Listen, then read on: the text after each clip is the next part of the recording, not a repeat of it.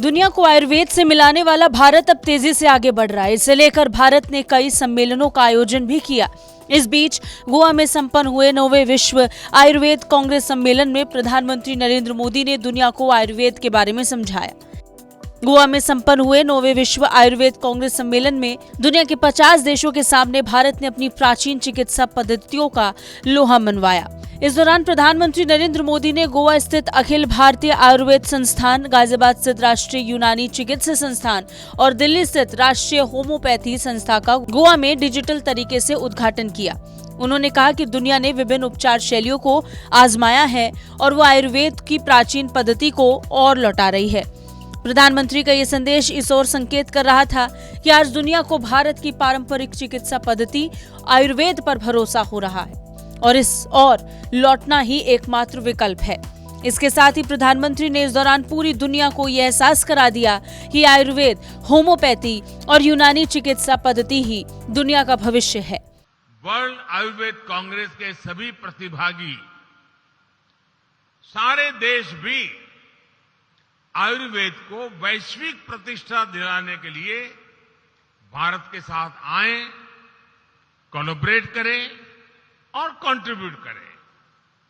भाइयों और बहनों, आयुर्वेद की एक और ऐसी खूबी है जिसकी चर्चा कम ही होती है। कुछ लोग समझते हैं कि आयुर्वेद सिर्फ इलाज के लिए है, लेकिन इसकी खूबी ये भी है, आयुर्वेद हमें जीवन जीने का तरीका सिखाता है।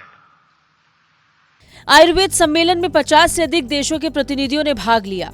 पीएम ने कहा कि दुनिया इलाज के कई तरीके आजमा चुकी है और अब आयुर्वेद की प्राचीन पद्धति को घर लौटना है।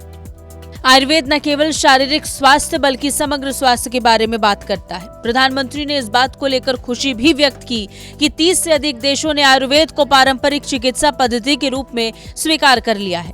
उन्होंने कहा, हमें इसे और देशों में फैलाना चाहिए और आयुर्वेद को मान्यता देनी चाहिए।